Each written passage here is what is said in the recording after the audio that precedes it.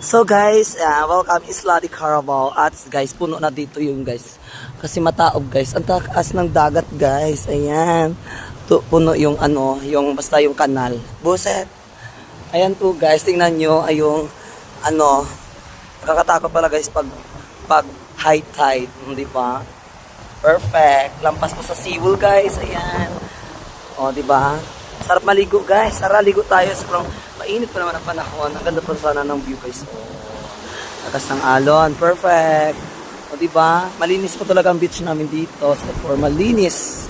Ayan. Ang ganda ng view. Yung mama ko guys, nag-iintay guys. Sabi ko mag-video lang muna ako. Papakita ko lang kasi guys. Grabe. Grabe yung taobeg guys. Ang taobeg umaapaw. Umaapaw sa dami. Sa dami. Parang pagmamahal ko sa iyo umaapaw. Charing! Si Mother Earth, shout out kay Mama.